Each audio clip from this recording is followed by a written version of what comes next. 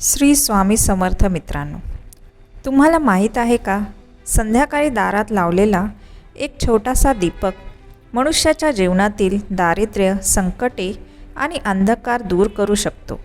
ही केवळ परंपरा नाही, तर ही आहे भगवान श्रीकृष्णांनी नारद मुनींना सांगितलेली दिव्य कथा. संध्याकाळच्या वेळी दीपक लावल्यास मनुष्याला अत्यंत मोठे पुण्यफळ प्राप्त होते. पण हा दीपक का लावला जातो, त्यामागील रहस्य काय आहे, हेच आपण आजच्या व्हिडिओमध्ये पाहणार आहोत. व्हिडिओला सुरू करण्यापूर्वी एक विनंती आहे मित्रांनो, हा व्हिडिओ बनवण्यासाठी खूप मेहनत करावी लागते. माझ्या या मेहनतीला तुम्ही एक लाईक तर नक्कीच करा. एका सुंदर भक्तिभावपूर्ण कथेच्या माध्यमातून मी सांगणार आहे की संध्याकाळचा दीपक लावल्यामुळे जीवनात काय बदल होतात, जी योगेश्वर भगवान श्रीकृष्णांनी देवर्षी नारद मुनींना सांगितले होते. चला तर मग आजच्या कथेला सुरुवात करूया. एके दिवशी द्वारकेत संध्याकाळ होत आली होती. पश्चिम दिशेला कललेला सूर्य संपूर्ण आकाशाला सुवर्ण छटेने उजळवत होता. समुद्राच्या लाटा मंद स्वरात गुंजत होत्या आणि संपूर्ण नगरीत दिव्य शांतता पसरली होती. तेव्हाच नारायण नारायण असा जप करत देवर्षी नारद द्वारकेत दाखल झाले. जेव्हा ते भगवान श्रीकृष्णांच्या राजप्रासादाजवळ आले, तेव्हा त्यांनी दारावर लावलेला एक दीपक पाहिला. त्या दीपाची ज्योत अत्यंत शांत, उजळ आणि मोहक होती. जणू ती केवळ तेलवातीतून नव्हे, तर भक्ती आणि श्रद्धेच्या शक्तीतून प्रज्वलित झाली होती. तो दीप पाहून नारदांच्या मनात जिज्ञासा उत्पन्न झाली.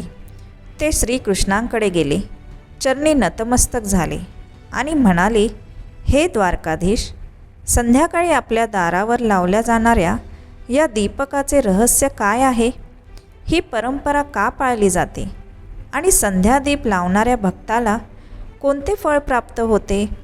भगवान श्रीकृष्ण मंद स्मित करत म्हणाले, हे नारदा, तुझा प्रश्न अत्यंत मंगलकारी आहे. संध्येचा दीप हा केवळ प्रकाश नाही, तर तो अज्ञानाचा नाश करणारी दिव्य ज्योत आहे. या दीपकामागची खरी महिमा मी तुला एका प्राचीन कथेच्या माध्यमातून सांगतो.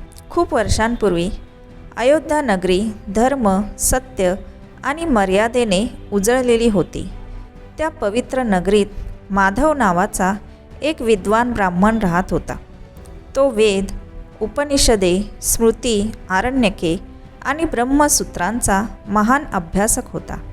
परंतु त्याचे ज्ञान जितके मोठे होते, तितकीच भक्तीची उणीव त्याच्या हृदयात होती. मात्र त्याची पत्नी राधा भक्तीची मूर्तीच होती. ती दररोज ब्रह्ममुहूर्ताला उठून स्नान करून भगवान विष्णूंची मनोभावे पूजा करत असे. विशेषतः संध्याकाळच्या वेळी ती घर स्वच्छ करून दारात दीपक लावत असे आणि प्रार्थना करत असे, हे प्रभू, हा दीप माझ्या घरासाठी नाही, तर आपल्या चरणी अर्पण केलेली माझी श्रद्धा आहे. एकदा माधव तिला म्हणाला, तू रोज हा दीपक का लावतेस? हे सगळे अंधश्रद्धा आहे. राधा शांतपणे म्हणाली, स्वामी, हा दीप केवळ तेलवातीचा नाही, तर तो माझ्या श्रद्धेचा प्रकाश आहे. यामुळे घरात लक्ष्मीचे आगमन होते. कालांतराने काळ बदलला. अयोध्येवर भयानक दुष्काळ आला. अन्न, पाणी सर्व संपले.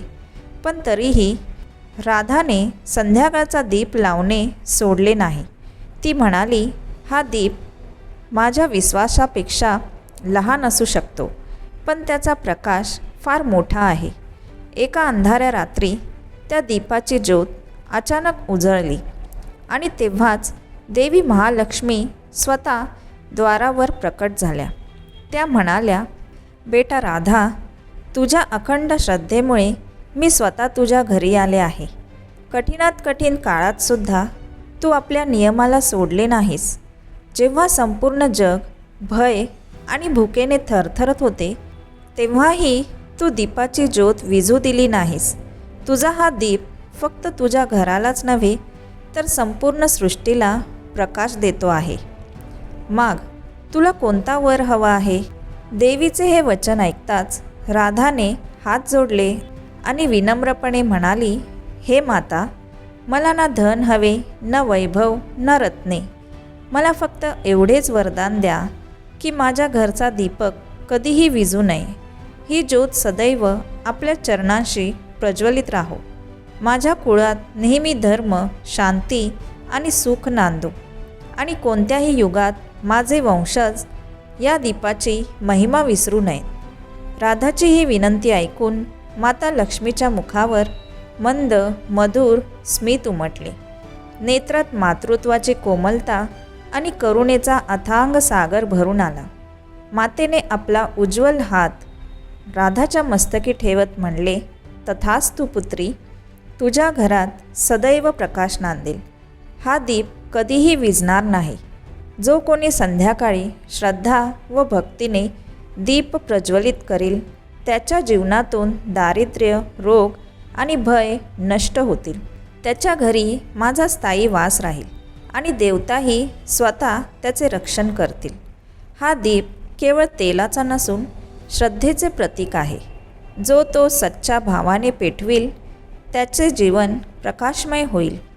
हे बोलत असतानाच देवींचा स्वर मंद होत गेला. त्यांच्या भोवतीचे तेज अधिक प्रखर झाले आणि क्षणार्धात माता लक्ष्मी अदृश्य झाल्या. तिथे फक्त दीपकाची लहानशी ज्योत तेवत होती, पण त्या ज्योतीत दिव्य आशीर्वाद चमकत होता. राधाचे डोळे आनंदाश्रूंनी भरून आले. तिने दीपापुढे मस्तक झुकवून प्रणाम केला. तिच्या अंतकरणात अपार शांती आणि आनंद भरून आला. जणू ईश्वर स्वतः तिच्या हृदयात प्रकट झाले होते. तिला जाणवले, खरी भक्ती कधीही व्यर्थ जात नाही. सच्ची श्रद्धा अखेरीस दिव्यत्वाला प्रकट करतेच. दुसऱ्या दिवशी सकाळी पहाटेची पहिली किरणे पडली. माधव जागा झाला आणि जे दृश्य त्याने पाहिले ते पाहून तो स्तब्ध झाला. कालपर्यंत जिथे रिकामे कोठार होते तिथे आज धान्याने भरलेली मोठी भांडी ठेवलेली होती.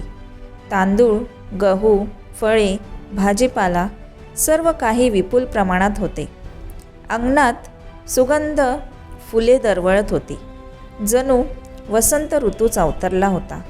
व्याकुळ होऊन माधव राधाकडे गेला आणि म्हणाला, हे प्रिये, हे सर्व कसे घडले?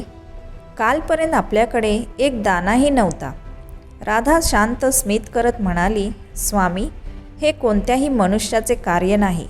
ही त्या दीपाची कृपा आहे, ज्याला आपण व्यर्थ समजत होता. माझ्या भक्तीने माता लक्ष्मी काल रात्री इथे आल्या होत्या. राधाने रात्रीची सर्व हकीकत माधवला सांगितली. हे ऐकताच माधवचे डोळे पाणवले. ज्ञानाच्या अभिमानात तो अंधारात जगत होता हे त्याला उमगले. तो राधाच्या चरणांशी नतमस्तक झाला आणि म्हणाला, आजपासून मी सुद्धा तुझ्यासोबत संध्यादीप प्रज्वलित करीन. हा दीप आता फक्त तुझा नाही, तर तो आपल्या दोघांच्या जीवनाचा दीप असेल. त्या दिवसापासून दोघेही रोज संध्याकाळी दारात दीप लावू लागले. त्यांच्या घरात पुन्हा सुख, शांती आणि समृद्धी नांदू लागली. हा चमत्कार संपूर्ण अयोध्येत पसरला. हळूहळू प्रत्येक घरात संध्यादीप पेटू लागला. संपूर्ण अयोध्या रात्री ताऱ्यांसारखी उजळून निघाली. ते दृश्य पाहून देवताही आनंदित झाल्या आणि माता लक्ष्मी विष्णुलोकातून म्हणाल्या, एक राधेची भक्ती संपूर्ण नगराला प्रकाशमय करून गेली. श्रीकृष्ण नारदांना सांगतात, संध्येचा दीप हा केवळ प्रकाशाचा नाही, तो श्रद्धा, समर्पण आणि भक्तीचा दीप आहे. ज्या घरात संध्यादीप पेटतो तिथे लक्ष्मीचा वास असतो. दारिद्र्य, रोग आणि भय दूर होते. तिथे नकारात्मक शक्तींना प्रवेश मिळत नाही आणि त्या घरात सुख, शांती, समाधान, ऐश्वर्य नांदते. तर मित्रांनो, आजची ही कथा ऐकून तुम्हीसुद्धा रोज संध्याकाळी दारात दीप प्रज्वलित करायला विसरू नका. ही कथा आवडली असेल तर लाईक करा, शेअर करा आणि चॅनेलला सबस्क्राईब करा. कमेंटमध्ये जय माता लक्ष्मी लिहायला विसरू नका.